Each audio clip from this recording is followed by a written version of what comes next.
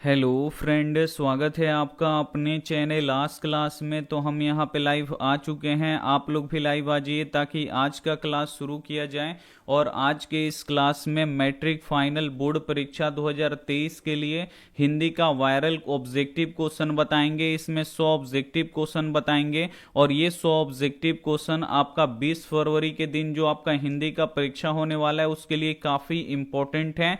तो इस 100 objective question को आपको पढ़ के जाना है परीक्षा देने, क्योंकि इस 100 ऑब्जेक्टिव क्वेश्चन में से बहुत सारा प्रश्न एकदम हू बहू लड़ेगा, ये हमारा गारंटी है। 101% लड़ेगा, ये हमारा गारंटी है। तो वीडियो को एकदम आप लोग शुरू से लेकर अंत तक देखिएगा। और वीडियो को अभी तक आप लाइक नहीं किए प्लीज एक बार आप लोग वीडियो को लाइक कर दीजिएगा। और चैनल को अभी तक आप सब्सक्राइब नहीं किए तो चैनल को सब्सक्राइब करके साथ में बेल आइकन को ऑल पे दबा लीजिएगा, ताकि जब भी लाइव क्लास हो तो आपके पास नोटिफिकेशन पहुंचता रहे। और अभी तक आप हमारे व्हाट्सएप ग्रुप में नहीं जुड़े हैं तो ये हमारा व्हाट्सएप नंबर है 8789307304। इस पे आपको बोलना है कि सर मुझे व्हाट्सएप ग्रुप में जोड़ दीजिए, तो हम आपको व्हाट्सएप ग्रुप में जोड़ देंगे। तो यहाँ पे बहुत सारे बच्चे जुड़ गए हैं, एक बार हम नाम ले लेते हैं। सौरभ भाई, प्रिया कांड बहुत ही बढ़िया।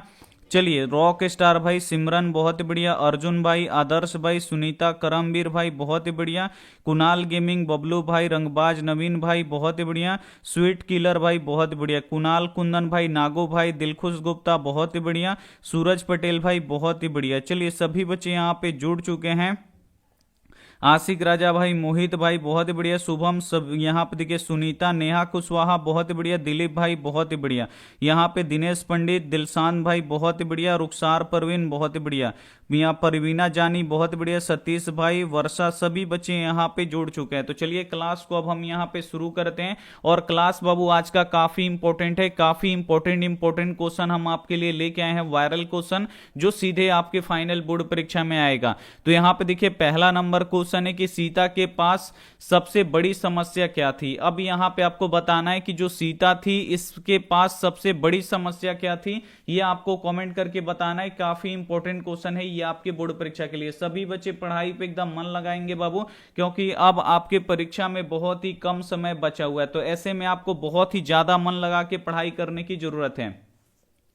सभी बच्चे बताएंगे कि सीता के पास सबसे बड़ी समस्या क्या थी। तो सीता के पास बाबू सबसे बड़ी समस्या क्या थी, तो रोटी की समस्या थी, इसे आपको याद रखना है। यहाँ पे ए वाला ऑप्शन बिल्कुल ही हो जाएगा। अब यहाँ पे क्वेश्चन आता है कि सीता के कितने लड़के थे, तो सीता के 3 लड़के थे, इसे आपको याद रखना है। काफी इंपॉर्टेंट क्वेश्चन है ये आपके बोर्ड परीक्षा के लिए। और ये भी क्वेश्चन आता है कि जो सीता है बाबू ये किस कहानी की पात्र है। तो सीता किस कहानी की पात्र है, तो ये धरती कब तक घूमेगी कहानी की पात्र है, इसे आपको याद रखना है। अगला क्वेश्चन देख लीजिए। अगला क्वेश्चन है कि अशोक वाजपेयी लास्ट शत्रुज में कितने दिनों तक रहे। अब यहां पे आपको बताना है कि जो अशोक वाजपेयी हैं ये लास्ट शत्रुज में कितने दिनों तक रहे, ये आपको बताना है। मोस्ट वीवीआई क्वेश्चन है ये आपके बोर्ड परीक्षा के लिए। सभी क्वेश्चन बाबू 20 फरवरी के लिए महत्वपूर्ण है और इससे आपको याद कर लेना है, क्योंकि इसमें से बहुत सारा प्रश्न सीधे आपके फाइनल बोर्ड परीक्षा में आने वाला है। बहुत ही बढ़िया। तो सभी बच्चों का यहाँ पे राइट आंसर आ रहा है 19। बहुत ही बढ़िया। तो देखिए, अशोक वाजपेयी लास्ट शत्रुज में कितने दिनों तक रहे थे, तो 19 दिनों तक रहे थे, इसे आपको याद रखना है। ए वाला ऑप्शन बिल्कुल ही हो जाएगा। अब यहाँ पे क्वेश्चन आता है कि इस 19 दिनों में कितनी कविताएं लिखे, ये अब बोर्ड परीक्षा में आता है। तो 27 कविताएं लिखे थे, इसे आपको याद रखना है। काफी इंपॉर्टेंट क्वेश्चन है। अगला क्वेश्चन देख लीजिए। अगला क्वेश्चन यहाँ पे 3 नंबर क्वेश्चन है कि लेखक बेरोजगारी का प्रमुख और प्रत्यक्ष कारण किसे मानते हैं। अब यहां पे आपको बताना है कि जो लेखक हैं ये बेरोजगारी का प्रमुख और प्रत्यक्ष कारण किसे मानते हैं, ये आपको बताना है। ये भी काफी इंपॉर्टेंट क्वेश्चन है। जल्दी से इसका आप लोग आंसर बता दीजिए कि लेखक बेरोजगारी का प्रमुख और प्रत्यक्ष कारण किसे मानते हैं, तो जाति प्रथा को मानते हैं, इसे आपको याद रखना है। यहां पे सी वाला ऑप्शन बिल्कुल ही हो जाएगा। अब यहां पे क्वेश्चन आता है कि श्रम विभाजन और जाति प्रथा के लेखक कौन है। तो श्रम विभाजन और जाति प्रथा के लेखक कौन है, तो डॉक्टर भीमराव अंबेडकर हैं, इन्हें आपको याद रखना है। अगला क्वेश्चन देखिए 4 नंबर कि अंबेडकर का जन्म किस परिवार में हुआ था। यह भी मोस्ट वीवीआई क्वेश्चन है, आपको याद रखना है कि अंबेडकर का जन्म किस परिवार में हुआ था। जल्दी से आप लोग यहां पे आंसर बताइए, जल्दी जल्दी आप लोग यहां पे आंसर बताइए। बहुत ही बढ़िया दलित, बहुत ही बढ़िया, एकदम आपको एकदम फटाफट आंसर बताना है क्योंकि फाइनल बोर्ड परीक्षा में बहुत ही कम समय बच गया है। तो देखिए अंबेडकर का जन्म किस परिवार में हुआ था बाबू, तो दलित परिवार में हुआ था, इसे आपको याद रखना है। सी वाला ऑप्शन यहां पे बिल्कुल ही हो जाएगा। अब यहां पे क्वेश्चन आता है कि अंबेडकर के माता जी का नाम क्या था, तो अंबेडकर के माता जी का नाम भीमाबाई था, इसे आपको याद रखना है। और अंबेडकर के पिताजी का नाम क्या था, तो रामजी सकपाल था, इसे आपको याद रखना है। अगला क्वेश्चन देख लीजिए। अगला क्वेश्चन है कि भारत माता के संबंध में क्या सही है। अब यहां पे आपको बताना है कि जो भारत माता है इनके संबंध में क्या सही है, यह आपको बताना है। तो जल्दी से इसका आप लोग आंसर बता दीजिए। चलिए जल्दी से इसका आप लोग आंसर बता दीजिए कि भारत माता के संबंध में क्या सही है बाबू। तो जो भारत माता है ये ग्रामवासिनी है, यानी भारत माता कहां पे निवास करती हैं, तो भारत माता गांव में निवास करती हैं, इसीलिए भारत माता को ग्रामवासिनी कहा जाता है। यहां पे सी वाला ऑप्शन बिल्कुल ही सही हो जाएगा। अगला क्वेश्चन देख लीजिए। अगला क्वेश्चन है कि दिनकर का जन्म कहां पे हुआ था। अब यहां पे आपको बताना है कि जो कवि दिनकर हैं इनका जन्म कहां पे हुआ था, यह आपको बताना है। तो कवि दिनकर का जन्म कहां पे हुआ था बाबू, तो आपको याद रखना है सिमरिया बेगूसराय, यानी बेगूसराय कहां पे है, बिहार में है, आपको याद रखना है। सिमरिया गांव के बेगूसराय जिला में हुआ था, इसे आपको याद रखना है। डी वाला ऑप्शन यहां पे बिल्कुल ही हो जाएगा। काफी इंपॉर्टेंट क्वेश्चन है। अगला क्वेश्चन देख लीजिए। अगला क्वेश्चन है कि सीता को अपने आप को क्या मानती है। अब यहां पे आपको बताना है कि जो सीता है ये अपने आप को क्या मानती है। काफी इंपॉर्टेंट क्वेश्चन है, इसे आपको याद रखना है कि जो सीता है ये अपने आप को क्या मानती है। तो सीता अपने आप को क्या मानती है, भिखारन मानती है, इसे आपको याद रखना है। ए वाला ऑप्शन बिल्कुल ही हो जाएगा। अब यहां पे क्वेश्चन आता है कि सीता को अपने घर में क्या महसूस होता है, तो सीता को अपने ही घर में घुटन महसूस होता है, इसे आपको याद रखना है। काफी इंपॉर्टेंट क्वेश्चन है। अगला क्वेश्चन देखिए 8 नंबर कि नाखून क्यों बढ़ते हैं, किस प्रकार का निबंध है। तो जल्दी से इसका बाबू आंसर बता दीजिए कि नाखून क्यों बढ़ते हैं, ये किस प्रकार का निबंध है, जल्दी से आपको बताना है। सभी बच्चे यहां पे बताएंगे कि नाखून क्यों बढ़ते हैं, किस प्रकार का निबंध है, तो ये ललित निबंध है, इसे आपको याद रखना है। काफी इंपॉर्टेंट क्वेश्चन है। यहां पे ए वाला ऑप्शन बिल्कुल ही सही जाएगा। अब यहां पे पूछा जाता है कि नाखून को क्या कहा गया है, तो नाखून को बाबू निर्लज अपराधी कहा गया है, इसे आपको याद रखना है। काफी इंपॉर्टेंट क्वेश्चन है। अगला क्वेश्चन यहां पे देख लीजिए। अगला क्वेश्चन यहां पे 9 नंबर क्वेश्चन है कि भारतीय संविधान का निर्माण के रूप में हम किन्हें जानते हैं। अब यहां पे आपको बताना है कि भारतीय संविधान के निर्माण में हम किन्हें जानते हैं, यह आपको बताना है। तो जल्दी से इसका आप लोग आंसर बता दीजिए। ये क्वेश्चन ऐसे भी पूछ सकते हैं कि भारतीय संविधान किसने लिखा है, तो बाबा साहेब भीमराव अंबेडकर ने लिखा है, इसे आपको याद रखना है। बी वाला ऑप्शन यहां पे बिल्कुल ही हो जाएगा। अब यहां पे क्वेश्चन आता है कि भीमराव अंबेडकर ने यहां पे भारतीय संविधान कितने दिनों में लिखे थे, तो 2 साल 11 महीना और 18 दिन में लिखे थे, इसे आपको याद रखना है। काफी इंपॉर्टेंट क्वेश्चन है। अगला क्वेश्चन देख लीजिए। अगला क्वेश्चन है कि डॉक्टर अंबेडकर ने किस पत्रिका का संपादन किया था, और इसे आपको याद रखना है। काफी इंपॉर्टेंट क्वेश्चन है। यहां पे आपसे पूछा जाएगा कि जो डॉक्टर भीमराव अंबेडकर थे इन्होंने किस पत्रिका का संपादन किया था, यह आपको बताना है। तो किस पत्रिका का संपादन किया था, तो बहिष्कृत भारत पत्रिका का संपादन किए थे, इसे आपको याद रखना है। सी वाला ऑप्शन यहां पे बिल्कुल ही हो जाएगा। बहुत ही ज्यादा इंपॉर्टेंट क्वेश्चन है। बहुत ही बढ़िया। दिनेश पंडित, मोहित भार्गव, रुपेश कुशवाहा, बहुत ही बढ़िया। चलिए जल्दी जल्दी आप लोग आंसर दीजिए। दिनेश पंडित भाई बहुत ही बढ़िया, पुष्पांजलि बहुत ही बढ़िया, सोनू कुमार बहुत ही बढ़िया, अमन भाई, सावन शॉट बहुत ही बढ़िया, सुनीता कुमारी, धीरज शाह बहुत बढ़िया, विभीषण भाई बहुत बढ़िया, अमित प्रजापति, विजेंद्र भाई बहुत बढ़िया, गुड्डू गेमर भाई, उज्जैन सीमा बहुत ही बढ़िया।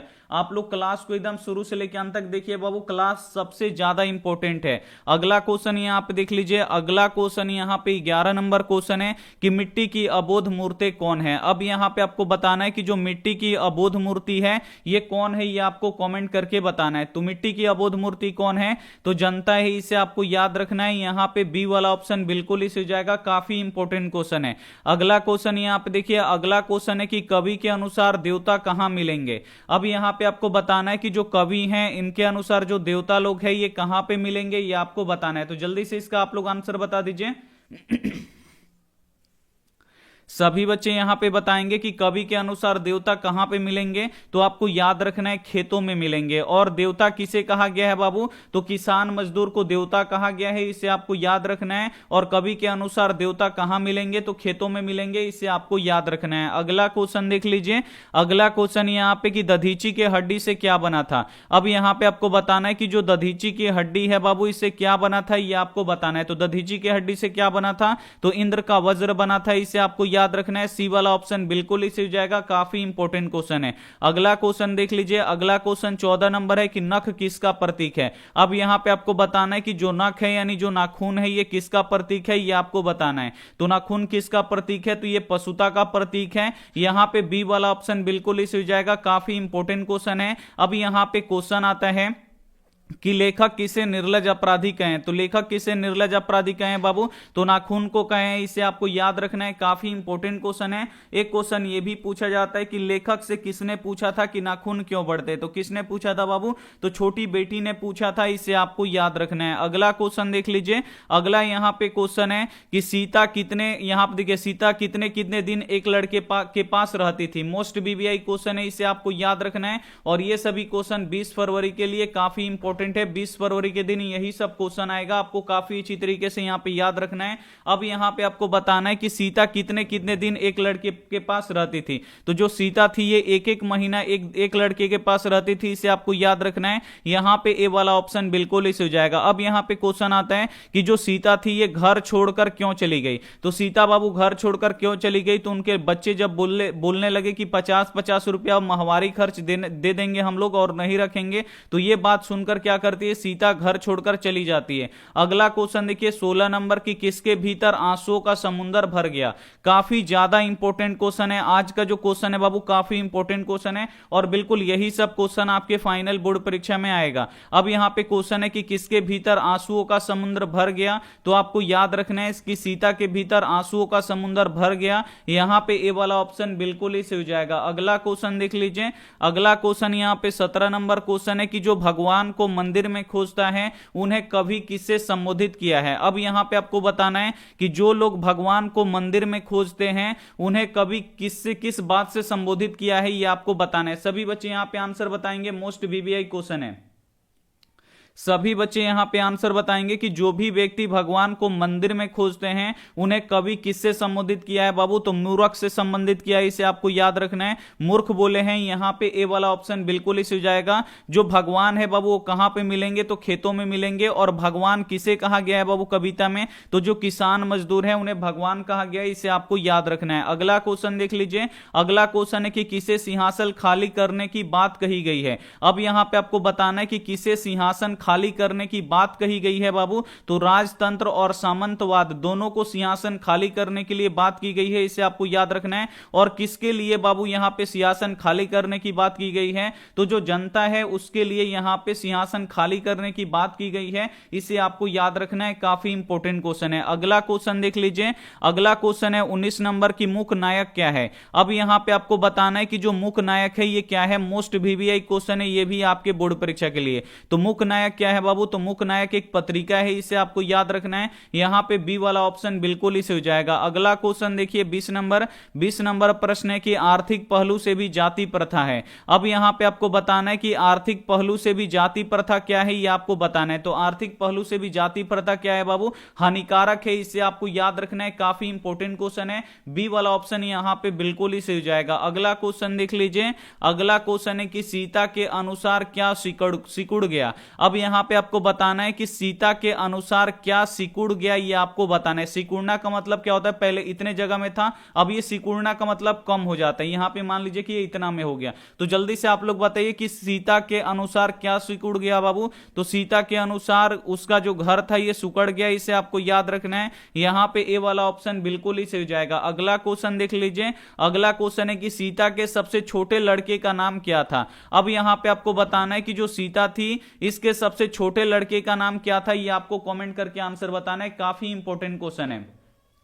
दो क्वेश्चन पूछा जाता है, सीता के बड़े लड़के का नाम क्या था और सीता के छोटे लड़के का नाम क्या था। तो सीता के बाबू छोटे लड़के का नाम क्या था, बिज्जू था, इसे आपको याद रखना है। ए वाला ऑप्शन बिल्कुल इसी हो जाएगा। अगर क्वेश्चन आ जाए कि सीता के बड़े लड़के का नाम क्या था, तो सीता के बड़े लड़के का नाम कैलाश था, इसे आपको याद रखना है। अगला क्वेश्चन देख लीजिए, अगला क्वेश्चन है 23 नंबर की, शिक्षक का अर्थ होता है। अब यहां पे आपको बताना है कि शिक्षक का क्या अर्थ होता है। तो बाबू आपको याद रखना है कि जो शिक्षक होता है इसका अर्थ मोम होता है, इसे आपको याद रखना रखना है, यहाँ पे डी वाला ऑप्शन बिल्कुल इसी हो जाएगा। और प्राजन्य किसे कहा गया है बाबू, तो जो बादल है इसे प्राजन्य कहा गया है, इसे भी साथ में आपको याद रखना है। अगला क्वेश्चन देखिए कि सब पुराने अच्छे नहीं होते, सब नए खराब नहीं होते, ऐसे किसने कहा। यह भी मोस्ट बीबीआई क्वेश्चन है, आपको याद रखना है। यहां पे आपको बताना है कि सब पुराने अच्छे नहीं होते और सब नए खराब नहीं होते, ये किसने कहा था। तो जल्दी से प्यारे बच्चे बताएंगे, बहुत बढ़िया। किसने कहा था, तो कालिदास ने कहा था। यहां पे बी वाला ऑप्शन बिल्कुल ही सही हो जाएगा। अगला क्वेश्चन यहां पे देख लीजिए, अगला क्वेश्चन यहां पे 25 नंबर क्वेश्चन है कि जनतंत्र में कवि के अनुसार राजदंड क्या होंगे। यह भी काफी इंपॉर्टेंट क्वेश्चन है, इसे आपको याद रखना है, बहुत ही ज्यादा इंपॉर्टेंट क्वेश्चन है। यहां पे आपको बताना है कि जनतंत्र के अनुसार बाबू राजदंड क्या होंगे। और बाबू आप लोग इस क्वेश्चन को हल्के में मत लीजिए, यह 100% गारंटी है कि आपके फाइनल बोर्ड परीक्षा 2023 में 20 फरवरी को आपको देखने को मिलेगा। बहुत ही ज्यादा इंपॉर्टेंट क्वेश्चन है और आप लोगों को क्वेश्चन देख के पता लग रहा होगा कि कितना ज्यादा इंपॉर्टेंट क्वेश्चन है। पूरा बुक का बाबू इंपॉर्टेंट क्वेश्चन है और यह 100% लड़ने वाला क्वेश्चन है आपके फाइनल बोर्ड परीक्षा में, ठीक है। तो इसे आप लोग काफी अच्छी तरीके से देख लीजिएगा, पढ़ लीजिएगा। जो क्वेश्चन आपको याद नहीं होगा उसे आप लोग क्या कर लीजिएगा, याद कर लीजिएगा, ठीक है।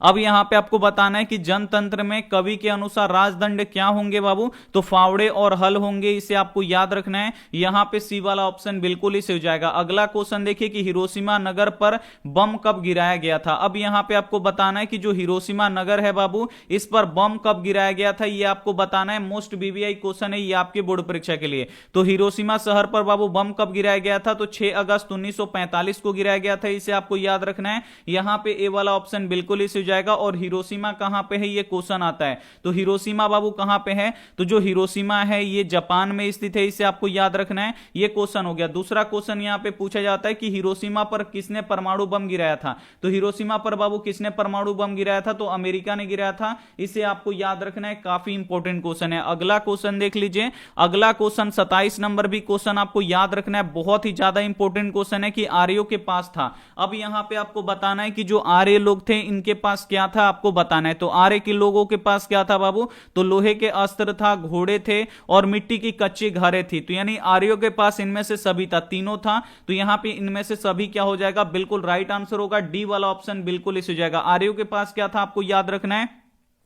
तो लोहे के अस्त्र थे, घोड़े थे और मिट्टी की जो घरें होती हैं, कच्ची घरें, वो भी था। यानी इनमें से सभी था, इसे आपको याद रखना है। डी वाला ऑप्शन बिल्कुल इसे हो जाएगा। अगला क्वेश्चन देखिए कि गुणाकर मूले का जन्म कहां पे हुआ था। अब यहां पे आपको बताना है कि जो गुणाकर मूले हैं इनका जन्म कहां पे हुआ था, ये आपको बताना है। तो गुणाकर मूले का जन्म कहां पे हुआ था, तो ये आपको याद रखना है कि जो गुणाकर मूले हैं इनका जन्म जो हुआ था, आपको याद रखना है, तमिलनाडु में हुआ। यहां पे देखिए महाराष्ट्र में हुआ था। कहां पे हुआ था बाबू, महाराष्ट्र में। सी वाला ऑप्शन बिल्कुल इसी हो जाएगा। अब यहां पे क्वेश्चन आता है बाबू, यहां पे क्वेश्चन आता है कि नागरी लिपि के लेखक कौन है। तो नागरी लिपि के लेखक कौन है बाबू, गुणाकर मूले हैं, इन्हें आपको याद रखना है। काफी इंपॉर्टेंट क्वेश्चन है। अगला क्वेश्चन देख लीजिए, अगला क्वेश्चन है कि होली किस महीने में होता है। अब यहां पे आपको बताना है कि जो होली होता है बाबू ये किस महीने में मनाया जाता है, ये आपको बताना है। काफी इंपॉर्टेंट क्वेश्चन है ये आपके बोर्ड परीक्षा के लिए। तो होली बाबू जल्दी से आप लोग यहां पे कमेंट करके आंसर बताइए कि होली कब मनाया जाता है बाबू। तो जो होली होता है ये फागुन महीने में मनाया जाता है, इसे आपको याद रखना है। यहां पे बी वाला ऑप्शन बिल्कुल इस हो जाएगा। और जितना ये चैत, पोष, बैसाख, फागुन है बाबू, ये हिंदी की महीना है, इसे आपको याद रखना है। काफी इंपॉर्टेंट क्वेश्चन है। अगला क्वेश्चन देख लीजिए, अगला क्वेश्चन है यहां पे कि धरती कब तक घूमेगी कहानी में किसकी प्रधानता दी गई है। अब यहां पे आपको बताना है कि जो धरती कब तक घूमेगी कहानी है बाबू, इसमें किसकी प्रधानता को दिखाई गई है, आपको बताना है। जल्दी से इसका आप लोग आंसर बता दीजिए। काफी इंपॉर्टेंट क्वेश्चन है। तो धरती कब तक घूमेगी में किसकी प्रधानता दी गई है, तो नारी की प्रधानता दी गई है। ए वाला ऑप्शन बिल्कुल इसी हो जाएगा। और धरती कब तक घूमेगी की नायिका कौन है बाबू, अगर नायिका आएगा तो आपको याद रखना है कि सीता है। और यहां पे क्वेश्चन आता है कि सीता के हाथों में अब क्या नहीं था। तो सीता के हाथों में बाबू अब क्या नहीं था, तो मरना हाथों में नहीं था, इसे आपको याद रखना है। और एक क्वेश्चन ये भी पूछा जाता है कि सीता क्या खुरचने लगी। तो सीता जो बाबू थी वो गम में क्या खुरचने लगी थी, तो जमीन को खुरचने लगी थी, इसे आपको याद रखना है। क्योंकि उनके बेटे जो थे बहुत ही नालायक किस्म के थे। चलिए अगला क्वेश्चन यहां पे देख लीजिए। अगला जो क्वेश्चन है कि आध्यात्मिक शिक्षा से गांधी जी का क्या अभिप्राय है। अब यहां पे आपको बताना है कि जो आध्यात्मिक शिक्षा है बाबू, इससे गांधी जी का क्या अभिप्राय है, ये आपको बताना है। तो आध्यात्मिक शिक्षा को गांधी जी क्या मानते हैं बाबू, हृदय की शिक्षा मानते हैं, इसे आपको याद रखना है। डी वाला ऑप्शन बिल्कुल इसी हो जाएगा। काफी आज का इंपॉर्टेंट क्वेश्चन है बाबू, एकदम ये 2023 बोर्ड परीक्षा परीक्षा में एकदम हूबहू एकदम छपेगा। इसमें से बहुत सारा प्रश्न आपके फाइनल बोर्ड परीक्षा में लड़ेगा और आपको परीक्षा से पहले ही से एक बार आपको देख के जाना है, ठीक है। अगला क्वेश्चन यहां पे आता है कि शिक्षा और संस्कृति पाठ के लेखक कौन है। तो शिक्षा और संस्कृति पाठ के लेखक कौन है बाबू, महात्मा गांधी जी हैं, इन्हें आपको याद रखना है। अगला क्वेश्चन देखिए 32 नंबर क्वेश्चन है कि महात्मा गांधी का निधन कब हुआ। अब यहां पे आपको बताना है कि जो महात्मा गांधी जी हैं इनका निधन कब हुआ था, ये आपको बताना है। तो महात्मा गांधी जी का निधन कब हुआ था बाबू, तो 30 जनवरी 1947 को हुआ था, इसे आपको याद रखना है। यहां पे ए वाला ऑप्शन बिल्कुल ही हो जाएगा। अब यहां पे क्वेश्चन आता है कि महात्मा गांधी जी की मृत्यु कैसे हुई। तो महात्मा गांधी जी की मृत्यु कैसे हुई थी, तो गोली लगने के कारण से हुई थी, इसे आपको याद रखना है। और महात्मा गांधी जी को गोली किसने मारा था बाबू, तो नाथूराम गोडसे ने मारा था, इसे आपको याद रखना है। काफी इंपॉर्टेंट क्वेश्चन है। अगला क्वेश्चन यहां पे देख लीजिए। अगला क्वेश्चन है कि कवि के अनुसार चौकीदार वस्त्र पहनता है। अब यहां पे आपको बताना है कि जो कवि है इसके अनुसार जो चौकीदार है बाबू ये कैसा वस्त्र पहनता है, ये आपको बताना है। मोस्ट बीबीआई क्वेश्चन है ये आपके बोर्ड परीक्षा के लिए। जल्दी से इसका आप लोग आंसर बता दीजिए, काफी इंपॉर्टेंट क्वेश्चन है ये आपके बोर्ड परीक्षा के लिए। चलिए जल्दी से इसका आप लोग आंसर बता दीजिए। यहां पे 30 जनवरी 1900, यहां पे देखिए 1947, एक सेकंड, हाँ यहां पे 30 जनवरी 1900, यहां पे 48 होगा। क्या होगा, यहां पे 48 होगा। यहां पे बी वाला ऑप्शन यहां पे क्या होगा, बिल्कुल सही हो जाएगा। हमें लगा 30 जनवरी, 15 अगस्त 1947 को तो यहां पे मिला था ये आजादी। उसके बाद इनकी यहां पे हत्या कब हुआ बाबू, तो यहां पे 30 जनवरी 1948 को हुआ था। कब हुआ था बाबू, 30 जनवरी 1948, क्योंकि 15 अगस्त 1947 को तो भारत आजाद हुआ और उसके बाद जस्ट यहां पे अगले ही साल जनवरी में 30 जनवरी को यहां पे 1948 में इनकी हत्या हो जाती है। और यहां पे एक क्वेश्चन और पूछा जाता है कि 30 जनवरी को हम किस रूप में मनाते हैं, तो जो 30 जनवरी है बाबू इसको शहीद दिवस के रूप में मनाया जाता है, इसे आपको याद रखना है। अगला क्वेश्चन देख लीजिए। अगला क्वेश्चन है कि कवि के अनुसार चौकीदार वस्त्र पहनता है। अब यहां पे आपको बताना है कि कवि के अनुसार जो चौकीदार है बाबू ये किस प्रकार का वस्त्र पहनता है बाबू, तो आपको याद रखना है कि यहां पे देखिए यहां पे कैसा कपड़ा पहनता है। सभी बच्चे यहां पे आंसर बताएंगे। मोस्ट बीबीआई क्वेश्चन है, बहुत ही बढ़िया। तो मैला कुचैला पहनता है, इसे आपको याद रखना है। बी वाला ऑप्शन बिल्कुल इस हो जाएगा। अब यहां पे क्वेश्चन आता है कि कवि ने चौकीदार किसे कहा है, तो कवि ने चौकीदार किसे कहा है बाबू, वृक्ष को कहा है, इसे आपको याद रखना है। काफी इंपॉर्टेंट क्वेश्चन है। अगला क्वेश्चन देख लीजिए। अगला क्वेश्चन है कि हवा में मात्रा बढ़ रही है। अब यहां पे आपको बताना है कि जो हवा है बाबू इसमें किसकी मात्रा बढ़ रही है, ये आपको बताना है। काफी इंपॉर्टेंट क्वेश्चन है। तो हवा की मात्रा बाबू हवा में किसकी मात्रा बढ़ रही है, तो कार्बन डाइऑक्साइड की मात्रा बढ़ रही है, इसे आपको याद रखना है। बी वाला ऑप्शन यहां पे बिल्कुल ही सही जाएगा। अब यहां पे अगला क्वेश्चन यहां पे देख लीजिए। अगला यहां पे क्वेश्चन है 35 नंबर की नगर कहानी किस भाषा से अनुदित है। अब यहां पे आपको बताना है कि जो नगर कहानी है बाबू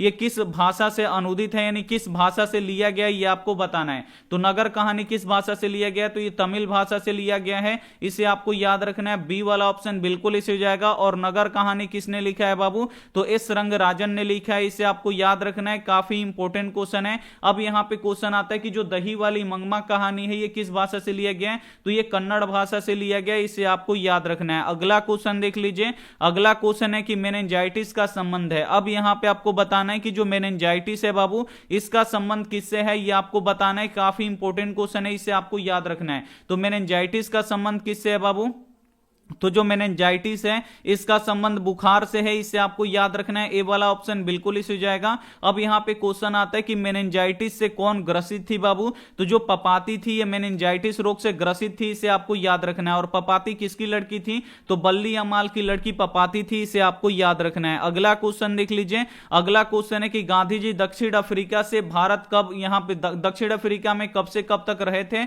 ये आपको बताना है। तो जल्दी से इसका आप लोग आंसर बता दीजिए कि गांधी जी दक्षिण अफ्रीका में कब से कब तक रहे थे, तो 1893 से लेके 1914 ईस्वी तक रहे थे, इसे आपको याद रखना है। यहां पे ए वाला ऑप्शन बिल्कुल ही सही जाएगा। अब यहां पे क्वेश्चन आता है कि जो गांधी जी थे ये भारत कब लौटे थे दक्षिण अफ्रीका से, तो दक्षिण अफ्रीका से भारत कब लौटे थे, तो 1915 में लौटे थे, इसे आपको याद रखना है। काफी इंपॉर्टेंट क्वेश्चन है। अगला क्वेश्चन है कि गांधी जी वकालत की पढ़ाई के लिए कहां गए थे। अब ये क्वेश्चन आता है आपके फाइनल बोर्ड परीक्षा में, इसे आपको याद रखना है कि जो गांधी जी हैं ये वकालत की पढ़ाई के लिए कहां पे गए थे? तो गांधी जी वकालत की पढ़ाई के लिए कहां पे गए थे? तो ये दक्षिण अफ्रीका गए थे। इसे आपको सॉरी, यहां पे कहां पे गए थे? तो लंदन में गए थे। कहां पे गए थे?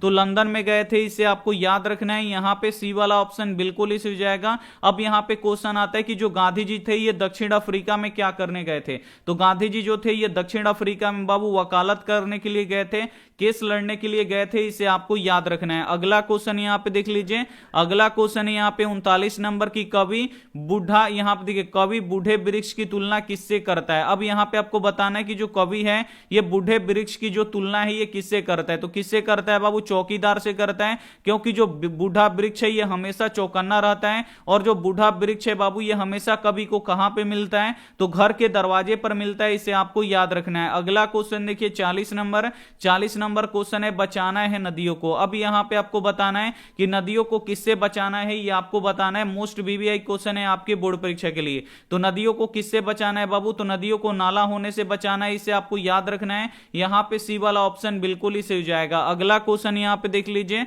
अगला क्वेश्चन है 41 नंबर की, यहां पे वल्ली को किस रूम में वाले कमरे में जाना था? अब यहां पे आपको बताना है कि जो बल्ली अमाल थी इसको किस रूम नंबर में जाना था, यानी किस रूम नंबर वाले कमरे में जाना था, यह आपको बताना है। मोस्ट वीवीआई क्वेश्चन है आपके बोर्ड परीक्षा के लिए। तो बल्ली अमाल को कौन से कमरे में जाना था, किस नंबर वाले कमरे में? तो आपको याद रखना है कि 48 रूम नंबर वाले कमरे में जाना था। इसे आपको याद रखना है। सी वाला ऑप्शन यहां पे बिल्कुल ही सही हो जाएगा। अगला क्वेश्चन देखिए कि मंगू की मां की कितनी संतानें थी? अब यहां पे आपको बताना है कि जो मंगू थी इसकी जो मां थी इसको कितनी संतानें थी? तो मंगू को लेकर 4 संतानें थी। इसे आपको याद रखना है। सी वाला ऑप्शन बिल्कुल ही सही हो जाएगा। और मंगू के अलावा कितनी संतानें थी? तो आपको याद रखना है, अगर मंगू के अलावा यहां पे पूछे तो आपको याद रखना है 3 संतानें थी। अगला क्वेश्चन देख लीजिए। अगला क्वेश्चन यहां पे 43 नंबर क्वेश्चन है कि इस्लामी शासकों का आरंभ काल है। अब यहां पे आपको बताना है कि जो इस्लामी शासक है बाबू इसका आरंभ काल कब है, यानी इसकी शुरुआत कब हुआ बाबू आने का भारत में?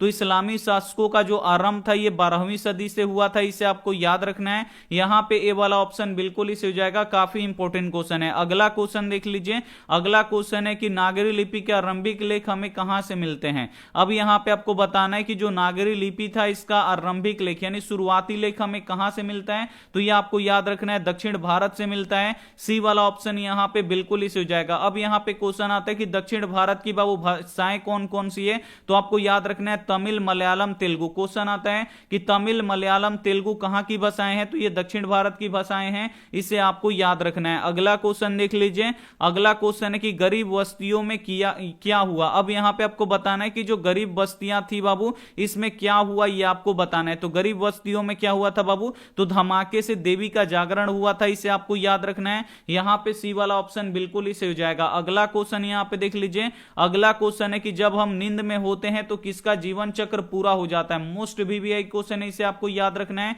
यहां पे आपको बताना है कि जब हम नींद में होते हैं तो किसका जीवन चक्र पूरा हो जाता है? तो आपको याद रखना है कि जो मक्खी है इसका जीवन चक्र पूरा हो जाता है। यहां पे सी वाला ऑप्शन बिल्कुल ही सही हो जाएगा। अगला क्वेश्चन यहां पे देख लीजिए। अगला क्वेश्चन यहां पे 47 नंबर क्वेश्चन है कि यंग इंडिया क्या है? अब यहां पे आपको बताना है कि जो यंग इंडिया है ये क्या है, आपको बताना है। मोस्ट वीवीआई क्वेश्चन है आपके बोर्ड परीक्षा के लिए कि यंग इंडिया क्या है? तो यंग इंडिया क्या है? पत्रिका है। इसे आपको याद रखना है। यहां पे ए वाला ऑप्शन बिल्कुल ही सही हो जाएगा। अब यहां पे क्वेश्चन आता है कि यंग इंडिया पत्रिका का संपादन किसने किया था? तो यंग इंडिया पत्रिका का संपादन किसने किया था? तो गांधी जी ने किया था। इसे आपको याद रखना है। दूसरा क्वेश्चन आता है कि हरिजन पत्रिका का संपादन किसने किया था? तो यह भी आपको याद रखना है कि जो हरिजन पत्रिका है इसका संपादन बाबू महात्मा गांधी जी ने किया था। इसे आपको याद रखना है। अगला क्वेश्चन देख लीजिए। अगला क्वेश्चन है कि गांधी जी के अनुसार शिक्षा सहायक होती है। अब यहां पे आपको बताना है कि जो गांधी जी हैं इनके अनुसार शिक्षा किसमें सहायक होता है, यह आपको बताना है। तो गांधी जी के अनुसार जो शिक्षा है बाबू किसमें सहायक होता है? तो शरीर, बुद्धि और आत्मा के विकास में सहायक होता है। इसे आपको याद रखना है। यहां पे सी वाला ऑप्शन बिल्कुल ही सही हो जाएगा। अगला क्वेश्चन यहां पे देख लीजिए। अगला क्वेश्चन यहां पे 49 नंबर क्वेश्चन है कि किसने कहा था कि यहां पे अगहन महीने में मंगू ठीक हो जाएगी? काफी इंपॉर्टेंट क्वेश्चन है। ये भी आपके बोर्ड परीक्षा में आता है, आपको याद रखना है। यहां पे आपको बताना है कि किसने कहा था कि अगहन महीने में जो मंगू है ये ठीक हो जाएगी? तो किसने कहा था बाबू? ज्योतिषी ने कहा था। इसे आपको याद रखना है। यहां पे ए वाला ऑप्शन बिल्कुल ही सही हो जाएगा। अगला क्वेश्चन देख लीजिए। अगला क्वेश्चन है कि मंगू की बड़ी बहन का नाम क्या था? अब यहां पे आपको बताना है कि जो मंगू थी इसकी बड़ी बहन का नाम क्या था, तो मंगू की बड़ी बहन का नाम कमू था, इसे आपको याद रखना है। यहां पे बी वाला ऑप्शन बिल्कुल ही सही हो जाएगा। काफी इंपॉर्टेंट क्वेश्चन है ये भी आपके बोर्ड परीक्षा के लिए। अगला क्वेश्चन यहां पे देख लीजिए। अगला यहां पे क्वेश्चन है 51 नंबर। 51 नंबर क्वेश्चन का आप लोग आंसर दीजिए कि बेतमा दान पत्र किस समय का है। सभी बच्चे यहां पे आप लोग बताइए कि जो बेतमा दान पत्र है बाबू ये कब का है, ये आपको बताना है। मोस्ट वीवीआई क्वेश्चन है ये आपके बोर्ड परीक्षा के लिए। तो बेतमा दान पत्र कब का है, तो ये 1020 ईस्वी का है, इसे आपको याद रखना है। ए वाला ऑप्शन बिल्कुल इसे जाएगा। और बेतमा दान पत्र कहां पे है बाबू, तो इंदौर के पास है। यानी इंदौर कहां पे है, तो ये मध्य प्रदेश में है, इसे आपको याद रखना है। काफी इंपॉर्टेंट क्वेश्चन है। अगला क्वेश्चन यहां पे देख लीजिए। अगला क्वेश्चन है कि उत्तर भारत से नागरी लिपि के लिए कब से मिलने लगते हैं। अब यहां पे आपको बताना है कि उत्तरी भारत से नागरी लिपि के लिए कब से मिलने लगते हैं, ये आपको बताना है। तो उत्तर भारत से नागरी लिपि के लिए कब से मिलने लगते हैं बाबू, तो 8वीं सदी में मिलने लगते हैं, इसे आपको याद रखना है। यहां पे ए वाला ऑप्शन बिल्कुल ही सही हो जाएगा। अगला क्वेश्चन यहां पे देख लीजिए।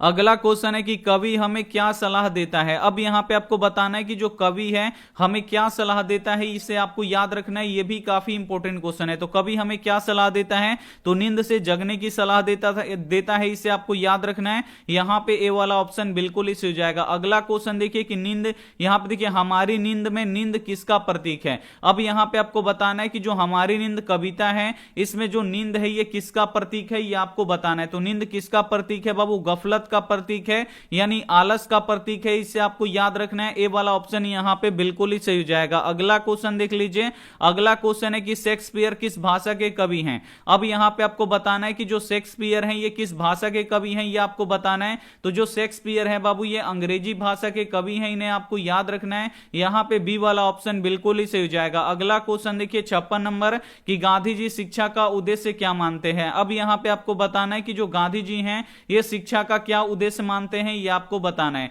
तो गांधी जी शिक्षा का क्या उद्देश्य मानते हैं, तो ये आपको याद रखना है। चरित्र निर्माण मानते हैं। क्या मानते हैं बाबू, चरित्र निर्माण मानते हैं। काफी इंपॉर्टेंट क्वेश्चन है, ये क्वेश्चन बोर्ड परीक्षा में आता है। सी वाला ऑप्शन यहां पे बिल्कुल ही सही हो जाएगा। अगला क्वेश्चन देख लीजिए। अगला क्वेश्चन है कि मां कहानी किस लेखक के द्वारा रचित है। अब यहां पे आपको बताना है कि जो मां कहानी है ये किस लेखक के द्वारा रचित कहानी है, ये आपको बताना है। मोस्ट वीवीआई क्वेश्चन है। तो मां कहानी किस लेखक के द्वारा रचित कहानी है, तो ये आपको याद रखना है कि ईश्वर पेटलीकर के द्वारा रचित कहानी है। सी वाला ऑप्शन बिल्कुल इसे हो जाएगा। और जो ईश्वर पेटलीकर थे ये कहां के कहानीकारक थे, तो ये आपको याद रखना है, गुजरात के ये कहानीकारक थे। और ये भी क्वेश्चन आता है कि ईश्वर पेटलीकर किस भाषा में बाबू कहानी लिखते थे, तो ये गुजराती भाषा में लिखते थे, इसे आपको याद रखना है। अगला क्वेश्चन देख लीजिए। अगला क्वेश्चन है कि ढहते विश्वास कहानी के मुख्य पात्र कौन है। अब यहां पे आपको बताना है कि जो ढहते विश्वास कहानी है बाबू इसका मुख्य पात्र कौन है, तो लक्ष्मी है, इसे आपको याद रखना है। ए वाला ऑप्शन बिल्कुल इसे हो जाएगा। और जो लक्ष्मी है बाबू इसके पति का नाम क्या है, लक्ष्मण है। और लक्ष्मण कहां पे नौकरी करता है, तो कलकत्ता में नौकरी करता है, इसे आपको याद रखना है। दूसरा क्वेश्चन यहां पे पूछा जाता है कि किस नदी के बांध के नीचे लक्ष्मी का घर था, तो आपको याद रखना है देवी नदी के बांध के नीचे लक्ष्मी का घर था, इसे आपको याद रखना है। अगला क्वेश्चन देख लीजिए। अगला क्वेश्चन है कि अमोघ वर्ष कौन था। अब यहां पे आपको बताना है कि जो अमोघ वर्ष था ये कौन था, आपको बताना है। मोस्ट वीवीआई क्वेश्चन है ये आपके बोर्ड परीक्षा के लिए। सभी बच्चे यहां पे बताएंगे कि अमोघ वर्ष कौन था बाबू, तो जो अमोघ वर्ष था ये प्रख्यात राष्ट्रकूट शासक था, इसे आपको याद रखना है। बी वाला ऑप्शन बिल्कुल ही हो जाएगा। अगला क्वेश्चन देखिए 60 नंबर। 60 नंबर क्वेश्चन है कि टकसाल का संबंध है। अब यहां पे आपको बताना है कि जो टकसाल है बाबू इसका संबंध किससे है, तो टकसाल का संबंध सिक्कों से है, इसे आपको याद रखना है। यहां पे ए वाला ऑप्शन बिल्कुल ही हो जाएगा। टकसाल में क्या होता है कि सिक्कों की छपाई होता है, इसे आपको याद रखना है। अगला क्वेश्चन देख लीजिए। अगला क्वेश्चन है कि कौन सा वर्ण मां के गोद में बैठा हुआ प्रतीत होता है। अब यहां पे आपको बताना है कि कौन सा वर्ण है, यानी कौन सा अक्षर है जो ऐसा लगता है कि मां के गोद में बैठा हुआ है। तो कौन यहां पे लगता है बाबू, यहां पे जो अंगा होता है ये देखने पर ऐसे लगता है कि ये मां के गोद में बैठा हुआ है, यहां पे ए वाला ऑप्शन बिल्कुल ही हो जाएगा। अब यहां पे क्वेश्चन आता है कि बालक किसको मां समझ बैठता है, तो अंगा को मां समझ बैठता है, इसे आपको याद रखना है। अगला क्वेश्चन देख लीजिए। अगला क्वेश्चन है कि कविता में बच्चे को आपको क्या याद आ रहा है। अब यहां पे आपको बताना है कि कविता में बच्चों को ख से क्या याद आता है, ये आपको बताना है। तो ख से क्या याद आता है बाबू, खरगोश याद आता है। यहां पे ए वाला ऑप्शन बिल्कुल ही सही हो जाएगा। अगला क्वेश्चन यहां पे देख लीजिए, अगला क्वेश्चन है कि आर्य कहां रहते थे। मोस्ट वीवीआई क्वेश्चन है ये आपके बोर्ड परीक्षा के लिए। सभी बच्चे यहां पे बताएंगे कि जो आर्य लोग थे ये कहां पे रहते थे। मोस्ट बीबीआई क्वेश्चन है। चलिए जल्दी जल्दी इसका आप लोग आंसर बता दीजिए कि जो आर्य लोग थे ये कहां पे रहते थे। सभी बच्चे यहां पे बताएंगे। बहुत ही बढ़िया, भारत में। तो आर्य लोग बाबू कहां पे रहते थे, तो ये भारत में रहते थे। यहां पे बी वाला ऑप्शन बिल्कुल ही सही हो जाएगा। अगला क्वेश्चन देखिए 64 नंबर की घृणा से जीता जा सकता है। अब यहां पे आपको बताना है कि घृणा को किससे जीता जा सकता है। तो घृणा को बाबू आपको याद रखना है कि प्रेम से जीता जा सकता है। यहां पे ए वाला ऑप्शन बिल्कुल ही सही हो जाएगा। अगला क्वेश्चन देख लीजिए, अगला क्वेश्चन है 65 नंबर की पड़ोस के पढ़ाकू लड़के का नाम क्या था। मोस्ट वीवीआई क्वेश्चन है, इसे भी आपको याद रखना है कि पड़ोस के पढ़ाकू लड़के का नाम क्या था। तो पड़ोस के पढ़ाकू लड़के का नाम क्या था बाबू, तो गुणनिधि था। इसे आपको याद रखना है। यहां पे डी वाला ऑप्शन बिल्कुल ही सही हो जाएगा। और गुणनिधि कहां से लौटा था बाबू, कटक से लौटा था। इसे आपको याद रखना है। और गुणनिधि ने कौन सा दल का यहां पे स्थापना किया था, तो स्वयं यहां पे देखिए स्वेच्छा दल की यहां पे क्या किया था, स्थापना किया था। इसे आपको याद रखना है। अगला क्वेश्चन देखिए 66 नंबर की ढाते विश्वास कहानी में कहां जनजीवन का चित्रण किया गया है। अब यहां पे आपको बताना है कि जो ढाते विश्वास कहानी है ये कहां का जनजीवन का चरित्र किया गया है, चित्रण किया गया है। इसे आपको याद रखना है। तो ये उड़ीसा का किया गया है। इसे आपको याद रखना है। ए वाला ऑप्शन बिल्कुल ही सही हो जाएगा। अब यहां पे क्वेश्चन आता है कि जो ढाते विश्वास कहानी है इसमें किसका प्रकोप है। तो ढाते विश्वास कहानी में बाबू बाढ़ की समस्या को दिखाया गया है। इसे आपको याद रखना है। अगला क्वेश्चन देख लीजिए, अगला क्वेश्चन है कि स्वर्णवेल गोला स्थान का संबंध है। अब यहां पे आपको बताना है कि जो स्वर्णवेल गोला है बाबू इसका संबंध किससे है। तो स्वर्णवेल गोला का संबंध आपको याद रखना है कि ये जैन धर्म से है। इसे आपको याद रखना है। ए वाला ऑप्शन बिल्कुल ही सही हो जाएगा। और स्वर्णवेल गोला कहां पे है, तो ये कर्नाटक में है। इसे आपको याद रखना है। अगला क्वेश्चन देखिए 68 नंबर क्वेश्चन है कि नेपाली किस लिपि में लिखी जाती है। अब यहां पे आपको बताना है कि जो नेपाली भाषा है बाबू ये किस लिपि में लिखा जाता है। तो जो नेपाली होता है बाबू ये देवनागरी लिपि में लिखा जाता है। डी वाला ऑप्शन बिल्कुल इसी जाएगा। जो हिंदी है ये भी नेपाली लिपि यहां पे सॉरी देवनागरी लिपि में लिखा जाता है। और जो यहां पे मराठी है ये भी क्वेश्चन आता है कि मराठी किस लिपि में लिखा जाता है। तो जो मराठी होता है ये भी देवनागरी लिपि में लिखा जाता है। इसे आपको याद रखना है। अगला क्वेश्चन देख लीजिए, अगला क्वेश्चन है कि हिंदी किस लिपि में लिखी जाती है। अब यहां पे आपको बताना है कि जो हिंदी है ये किस लिपि में लिखी जाती है। तो जो हिंदी है बाबू ये देवनागरी लिपि में लिखी जाती है। और जो संस्कृत होता है वो भी किस में लिखा जाता है, देवनागरी लिपि में लिखा जाता है। इसे आपको याद रखना है। लेकिन जो अंग्रेजी होता है ये रोमन लिपि में लिखा जाता है। अगला क्वेश्चन देखिए कि खलिज शब्द है। अब यहां पे आपको बताना है कि जो खलिज शब्द है बाबू ये कहां का शब्द है, ये आपको बताना है। तो बाबू खलिज शब्द कहां का शब्द है, तो ये अरबी शब्द है। इसे आपको याद रखना है। सी वाला ऑप्शन यहां पे बिल्कुल ही सही हो जाएगा। अगला क्वेश्चन देख लीजिए, अगला क्वेश्चन है कि सत्य के साथ मेरा प्रयोग किसकी पुस्तक है। अब यहां पे आपको बताना है कि सत्य के साथ मेरा प्रयोग किसकी पुस्तक है बाबू, तो ये महात्मा गांधी जी की पुस्तक है। अगर क्वेश्चन आ जाएगा कि सत्य के साथ मेरा प्रयोग किसने लिखा है, तो महात्मा गांधी जी ने लिखा है। इसे आपको याद रखना है। अगला क्वेश्चन देखिए 72 नंबर कि बिस्मिल्लाह खां का जन्म कहां पे हुआ। अब यहां पे आपको बताना है कि जो बिस्मिल्लाह खां है इनका जन्म कहां पे हुआ था। तो बिस्मिल्लाह खां का जन्म डुमरांव में हुआ था। डुमरांव कहां पे है, बिहार में है। यहां पे आपको याद रखना है। डी वाला ऑप्शन बिल्कुल ही सही हो जाएगा। अब यहां पे क्वेश्चन आता है, क्वेश्चन ये आता है कि बिस्मिल्लाह का खां का संबंध किससे है। तो बिस्मिल्लाह खां का संबंध किससे, शहनाई से है। इसे आपको याद रखना है। और शहनाई में एक यहां पे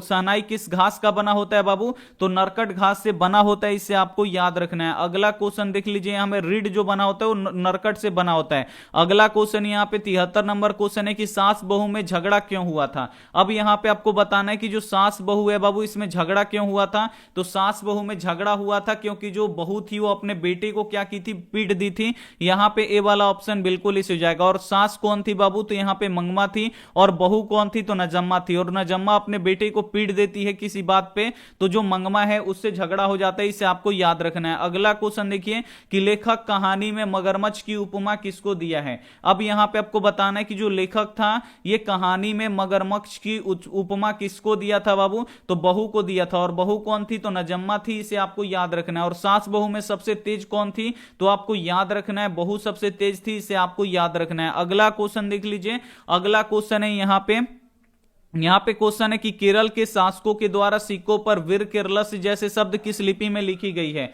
यह भी काफी इंपॉर्टेंट क्वेश्चन है। यहां पे आपको बताना है कि केरल के शासकों द्वारा सिक्कों पर वीर केरलस जैसे शब्द किस लिपि में लिखा गया है बाबू। तो ये आपको याद रखना है कि ये जो लिखा गया ये नागरी लिपि में लिखा गया। किस लिपि में लिखा गया है? ये नागरी लिपि में लिखा गया। इसे आपको याद रखना है, काफी इंपॉर्टेंट क्वेश्चन है ये आपके बोर्ड परीक्षा के लिए।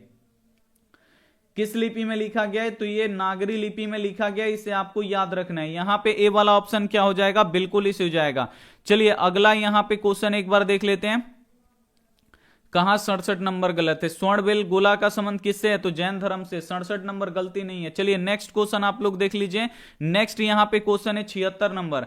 76 नंबर क्वेश्चन यहां पे देख लीजिए। 76 नंबर क्वेश्चन है कि किस शासक ने अपने सिक्के पर राम सीता की आकृति और नागरी लिपि का यहां पे देखिए रामसीय अंक अंकित करवाए थे। अब यहां पे आपको बताना है कि वो कौन शासक है जो अपने सीता यहां पे सिक्कों पर राम और सीता की आकृति बाबू बनवाया था। तो कौन थे? तो अकबर थे। इसे आपको याद रखना है। सी वाला ऑप्शन यहां पे बिल्कुल ही सही हो जाएगा। अगला क्वेश्चन देख लीजिए। अगला क्वेश्चन है 77 नंबर की विफलता पर क्या छलक पड़ते हैं। अब यहां पे आपको बताना है कि जो विफलता होता है बाबू इस पर क्या छलक पड़ता है। तो विफलता पर आंसू छलक पड़ते हैं। इसे आपको याद रखना है। यहां पे ए वाला ऑप्शन बिल्कुल ही सही हो जाएगा। अगला क्वेश्चन देख लीजिए। अगला क्वेश्चन है कि रूपसा क्या है। अब यहां पे आपको बताना है कि जो रूपसा है ये क्या है। तो रूपसा आपको याद रखना है कि ये बंगाल की एक नदी है। काफी इंपॉर्टेंट क्वेश्चन है। यहां पे ए वाला ऑप्शन बिल्कुल ही सही हो जाएगा। अगला क्वेश्चन यहां पे देख लीजिए। अगला यहां पे आप लोग क्वेश्चन देख लीजिए। अगला क्वेश्चन यहां पे 79 नंबर की बिस्मिल्लाह खां रियाज के लिए कहां जाते थे। अब यहां पे आपको बताना है कि जो बिस्मिल्लाह खां थे ये रियाज के लिए कहां पे जाते थे, प्रैक्टिस के लिए कहां पे जाते थे। तो बालाजी मंदिर जाते थे। इसे आपको याद रखना है। यहां पे ए वाला ऑप्शन बिल्कुल इसे जाएगा। और बालाजी बाबू मंदिर ये कहां पे है? तो ये काशी के पंचगंगा घाट पे स्थित है। इसे आपको याद रखना है। अगला क्वेश्चन देख लीजिए। अगला क्वेश्चन है 80 नंबर की सुशीर वाद्यों में गिना जाता है। अब यहां पे आपको बताना है कि सुशीर वाद्यों में किसे गिना जाता है। तो सुशीर वाद्य क्या होता है बाबू? तो जिसे फूंक फूंक कर बजाया जाता है उसे सुशीर वाद्य कहा जाता है। तो इसमें सुशीर वाद्य कौन है? इसमें कौन फूंक फूंक के बजाया जाता है? तो जो शहनाई है बाबू ये एक सुशीर वाद्य है। इसे आपको याद रखना है। यहां पे सी वाला ऑप्शन बिल्कुल इसे जाएगा। और जो शहनाई है इसे सुशीर वाद्यों में शाह की उपाधि प्राप्त है। इसे आपको याद रखना है। अगला क्वेश्चन देख लीजिए। अगला क्वेश्चन है कि रंगपा खेलता था। अब यहां पे आपको बताना है कि जो रंगपा था बाबू ये क्या खेलता था। ये आपको बताना है। क्वेश्चन काफी इंपॉर्टेंट है। तो रंगपा क्या खेलता था बाबू? जुआ खेलता था। इसे आपको याद रखना है। बी वाला ऑप्शन बिल्कुल इसे हो जाएगा। अगला क्वेश्चन देख लीजिए।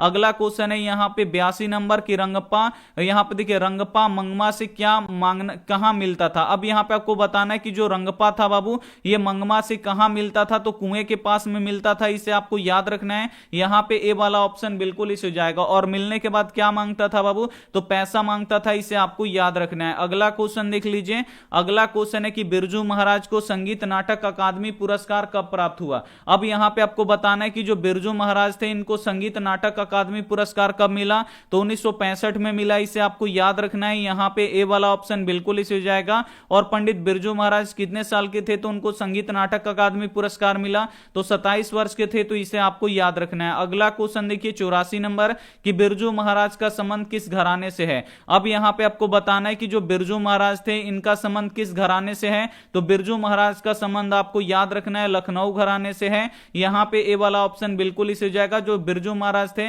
ये लखनऊ घराने के 7वीं पीढ़ी के कलाकार थे। इसे आपको याद रखना है। अगला क्वेश्चन यहां पे देख लीजिए। अगला क्वेश्चन है 85 नंबर की पक्षी अपने घर कब लौटते हैं। अब यहां पे आपको बताना है कि जो पक्षी हैं ये अपने घर कब लौटते हैं। ये आपको बताना है। तो जो पक्षी हैं बाबू ये अपने घर कब लौटते हैं। तो ये शाम को लौटते हैं। इसे आपको याद रखना है। यहां पे ए वाला ऑप्शन बिल्कुल ही सही हो जाएगा। अगला क्वेश्चन देखिए 86 नंबर। 86 नंबर क्वेश्चन है कि जीवानंद दास किस भाषा के कवि हैं। अब यहां पे आपको बताना है कि जो जीवानंद दास है ये किस भाषा के कवि हैं। ये आपको बताना है। तो जीवानंद जो दास थे बाबू ये बांग्ला भाषा के कवि थे। इसे आपको याद रखना है। डी वाला ऑप्शन बिल्कुल ही सही हो जाएगा। एक क्वेश्चन ये भी आता है कि लौट कर आऊंगा फिर किसने लिखा है। तो लौट कर आऊंगा फिर जो कविता है इसको जीवानंद दास जी ने लिखा है, इसे आपको याद रखना है। अगला क्वेश्चन देख लीजिए, अगला क्वेश्चन है 87 नंबर की, मंगमा क्या बेचती थी। अब यहां पे आपको बताना है कि जो मंगमा थी ये क्या बेचती थी, आपको बताना है। तो जो मंगमा थी बाबू, ये आपको याद रखना है, दही बेचती थी। सी वाला ऑप्शन यहां पे बिल्कुल ही सही हो जाएगा। अगला क्वेश्चन देख लीजिए, अगला क्वेश्चन है 88 नंबर की, भारतीय किस तरह से अंग्रेजों के दास हो गए हैं। अब यहां पे आपको बताना है कि जो भारतीय लोग हैं ये किस तरह से अंग्रेजों के दास हो गए हैं बाबू। तो तन से और मन से, यानी दोनों से, ए और बी दोनों से ये क्या हो गए, यानी तन से और मन से, दोनों से जो भारतीय लोग हैं ये अंग्रेजों के दास हो गए हैं, इसे आपको याद रखना है। अगला क्वेश्चन देख लीजिए, अगला क्वेश्चन है 89 नंबर की, संतु मछली लेकर क्यों भागा। अब यहां पे आपको बताना है कि जो संतु है ये मछली लेकर क्यों भागा था। तो जो संतु था ये मछली लेकर इसीलिए भागा था क्योंकि वो कुएं में डाल सके, मछली को काटने नहीं देना चाहता था, इसे आपको याद रखना है। डी वाला ऑप्शन बिल्कुल इसे जाएगा। और बाजार से कितनी मछलियां खरीदी गई थी, तो 3 मछलियां खरीदी गई थी, इसे आपको याद रखना है। अगला क्वेश्चन यहां पे देख लीजिए, अगला क्वेश्चन है कि मरी हुई मछली की आंख में नजर आ रही थी। अब यहां पे आपको बताना है कि मरी हुई मछली की आंख में क्या नजर आ रही थी, यह आपको बताना है। काफी इंपॉर्टेंट क्वेश्चन है ये आपके बोर्ड परीक्षा के लिए। सभी बच्चे यहां पे बताएंगे कि मरी हुई मछली के आंख में क्या नजर आ रहा था, ये आपको बताना है। तो क्या नजर आ रहा था बाबू, परछाई नजर आ रहा था, इसे आपको याद रखना है। यहां पे ए वाला ऑप्शन बिल्कुल ही सही हो जाएगा। अगला क्वेश्चन यहां पे देख लीजिए, अगला क्वेश्चन यहां पे है, यहां पे 91 नंबर, 91 नंबर क्वेश्चन है कि यहां पे देखिए निर्वासित का अर्थ है। अब यहां पे आपको बताना है कि निर्वासित का अर्थ क्या होता है, जल्दी से इसका आप लोग आंसर बता दीजिए, काफी इंपॉर्टेंट क्वेश्चन है। तो निर्वासित का अर्थ क्या होता है बाबू, बेघर होता है, इसे आपको याद रखना है। यहां पे ए वाला ऑप्शन बिल्कुल ही सही हो जाएगा। अगला क्वेश्चन यहां पे देख लीजिए, अगला क्वेश्चन है कि लबादा का अर्थ है। अब यहां पे आपको बताना है कि जो लबादा है बाबू, इसका अर्थ क्या होता है, तो परिधान होता है, इसे आपको याद रखना है। यहां पे बी वाला ऑप्शन बिल्कुल ही सही हो जाएगा। अब यहां पे क्वेश्चन आता है कि किसका संदार लबादा गिर जाएगा बाबू, तो यहां पे भगवान का संदार लबादा गिर जाएगा, इसे आपको याद रखना है। अगला क्वेश्चन देख लीजिए, अगला क्वेश्चन है कि विदेशी से कवि का क्या तात्पर्य है। अब यहां पे आपको बताना है कि जो कवि थे ये विदेशी किस देश को बोलते थे बाबू, तो ब्रिटेन को बोलते थे, इसे आपको याद रखना है। ए वाला ऑप्शन बिल्कुल ही हो जाएगा। अब यहां पे क्वेश्चन आता है कि यहां पे कवि के अनुसार यहां पे देखिए कवि के अनुसार भारतीय लोग किस भाषा को पसंद करते हैं। तो जो भारतीय लोग हैं ये अंग्रेजी भाषा को पसंद करते हैं, इसे आपको याद रखना है। अगला क्वेश्चन है कि किस रचना पर सुमित्रानंद पंत को ज्ञानपीठ पुरस्कार मिला। अब यहां पे आपको बताना है कि कौन सी रचना पर जो सुमित्रानंद पंत है उनको ज्ञानपीठ पुरस्कार मिला था बाबू, तो चिदंबरा पे मिला था, इसे आपको याद रखना है। यहां पे डी वाला ऑप्शन बिल्कुल ही सही हो जाएगा। काफी इंपॉर्टेंट क्वेश्चन है ये आपके बोर्ड परीक्षा के लिए। अगला यहां पे क्वेश्चन देख लीजिए, अगला क्वेश्चन है कि ला शत्रुज क्या है। अब यहां पे आपको बताना है कि जो ला शत्रुज क्या है बाबू, तो ला शत्रुज एक ईसाई मठ है, इसे आपको याद रखना है। और ला शत्रुज कहां पे है, तो ये फ्रांस में है, इसे आपको याद रखना है। अगला क्वेश्चन देख लीजिए, अगला क्वेश्चन है कि आविन्यो में था। अब यहां पे आपको बताना है कि आविन्यो में क्या था, ये आपको बताना है। काफी इंपॉर्टेंट क्वेश्चन है ये आपके बोर्ड परीक्षा के लिए। तो आविन्यो क्या था बाबू, तो जो आविन्यो था ये पोप की राजधानी था, इसे आपको याद रखना है। काफी इंपॉर्टेंट क्वेश्चन है। चलिए आविन्यो में बाबू क्या था, जल्दी से आप लोग यहां पे आंसर बता दीजिए। मोस्ट वीवीआई क्वेश्चन है। आविन्यो क्या था बाबू, तो ये पोप की राजधानी था, इसे आपको याद रखना है। बी वाला ऑप्शन यहां पे बिल्कुल ही सही जाएगा। अगला क्वेश्चन यहां पे देख लीजिए, अगला क्वेश्चन है यहां पे 97 नंबर की, भक्त रिलके प्रभु से क्या करता है। अब यहां पे आपको बताना है कि जो भक्त रिलके है बाबू ये प्रभु से क्या करता है, तो प्रश्न करता है, इसे आपको याद रखना है। यहां पे ए वाला ऑप्शन बिल्कुल ही सही जाएगा। अगला क्वेश्चन देख लीजिए कि यहां पे रेनर के पिताजी का नाम क्या था। अब यहां पे आपको बताना है कि जो रेनर था, ये रेनर जो कवि थे, इनके पिताजी का नाम क्या था, तो जोसेफ रिलके था, इसे आपको याद रखना है। यहां पे डी वाला ऑप्शन बिल्कुल ही सही जाएगा। और यहां पे देखिए एक क्वेश्चन ये भी आता है कि रेनर के माताजी का नाम क्या था, तो सोफिया रिलके था, इसे आपको याद रखना है। अगला क्वेश्चन देख लीजिए, अगला क्वेश्चन है कि गीता उपदेश देता है। अब यहां पे आपको बताना है कि जो गीता है बाबू ये किसका उपदेश देता है, तो जो गीता है बाबू ये कर्म करने का उपदेश देता है, इसे आपको याद रखना है। यहां पे ए वाला ऑप्शन बिल्कुल ही सही हो जाएगा। काफी इंपॉर्टेंट क्वेश्चन है। अगला क्वेश्चन देख लीजिए, अगला क्वेश्चन है कि भारत माता सारे जग की है। अब यहां पे आपको बताना है कि जो भारत माता है ये सारे जग की क्या है बाबू, तो आपको याद रखना है मां है। यहां पे बी वाला ऑप्शन बिल्कुल ही सही हो जाएगा। यहां पे देखिए यहाँ पे बाबू हिंदी के 100 ऑब्जेक्टिव क्वेश्चन हम बता चुके हैं, और ये जो 100 ऑब्जेक्टिव क्वेश्चन है ये 20 फरवरी के लिए काफी इंपॉर्टेंट है। 20 फरवरी के दिन इसमें से बहुत सारा प्रश्न आपको देखने को मिलेगा, ये हमारा गारंटी है। तो जो भी बच्चे इसमें से जो भी क्वेश्चन आपको याद नहीं होगा उसे आप लोग याद कर लीजिएगा। एक नंबर यहाँ पे देखिए क्वेश्चन नहीं हो पाया, यहां पे देखिए 1 बजे वाला यहां पे नहीं हो पाया, तो 1 बजे वाला क्लास नहीं हो पाया तो कोई दिक्कत नहीं है। यहां पे यहां पे देखिए 1 बजे वाला क्लास अगर नहीं हो पाया, यहां पे देखिए 1 बजे वाला क्लास नहीं हो पाया, इसलिए इसके लिए सॉरी। यहां पे होगा आप कल से एकदम, एक भी क्लास आपका नहीं छूटेगा, ठीक है। चलिए बहुत ही बढ़िया, चलिए बहुत ही बढ़िया, बहुत ही बढ़िया। कैसा लगा क्लास एक बार आप लोग बता दीजिए, एक बार आप लोग बता दीजिए कैसा क्लास लगा। बहुत ही बढ़िया। चलिए आज बच्चे यहाँ पे क्या बोल रहे हैं कि मेरे घर के पास मूर्ति विसर्जन हो रहा है, डीजे बज रहा है। बहुत ही बढ़िया, आज बच्चे लग रहा है उधर ही ज्यादा बिजी हैं। हिंदी का सब्जेक्टिव क्वेश्चन दे देंगे, कोई दिक्कत नहीं है, आज ही बना के या कल दे देंगे, कोई दिक्कत नहीं। और जो भी बच्चे बाबू यहाँ पे देखिए पीडीएफ दिए हैं, पीडीएफ आपको देखिए कैसे डाउनलोड करना है। सभी बच्चों को क्रोम या गूगल आपको ओपन कर लेना है, और यहाँ पे सर्च में लिखना है आपको आस्क क्लास, ASK और फिर CLASS, ये आस्क क्लास आपको लिख देना है। आस्क क्लास लिखने के बाद देखिए यहाँ पे आस्क क्लास लिखा हुआ आ जाएगा, इसी पे आपको क्लिक करना है। जैसे आप लोग क्लिक कीजिएगा, आप लोग यहाँ पे देखिए, आप लोग में अगर यहाँ पे नहीं आया है तो आपको क्या करना है, थोड़ा सा यहाँ पे रिफ्रेश करना है। रिफ्रेश कीजिएगा तो यहाँ पे देखिए आ जाएगा, यहाँ पे ऐसे आ जाएगा, यहाँ पे देख सकते हैं रिफ्रेश, ऊपर से नीचे आप लोग खींच दीजिएगा, ऐसे आ जाएगा। इस पे आपको क्या करना है, क्लिक करना है, और जो ये खोलने वाला आ रहा है इसे आप लोग खोल के बैक करके फिर इस पे आपको क्या कर लीजिएगा, एक बार फिर से आप लोग क्लिक कर दीजिएगा। और क्लिक करने के बाद आप लोग यहाँ पे नीचे आइएगा। नीचे जैसे ही आप लोग आइएगा यहाँ पे, तो यहाँ पे देखिए लिखा गया हिंदी वर्णिका भाग 2 का ऑब्जेक्टिव। यहाँ पे डाउनलोड करने के लिए लिंक पे आप लोग क्लिक कर दीजिएगा, और जैसे ही आप लोग लिंक पे क्लिक कीजिएगा, ये ऑब्जेक्टिव यहाँ पे दही वाली मंगमा 5 चैप्टर है बाबू, पांचों का इसमें दिया गया है। काफी इंपॉर्टेंट क्वेश्चन है, और इसे आपको क्या रखना है, एकदम 100% इसे आपको याद रखना है। देख सकते हैं ये सभी क्वेश्चन है आंसर के साथ, इसे आपको क्या कर लेना है, एकदम आपको डाउनलोड करके आपको याद कर लेना है, ठीक है। तो मिलते हैं 8 बजे वाली क्लास में, तब तक अपना ध्यान रखिए, मन लगा के पढ़ाई।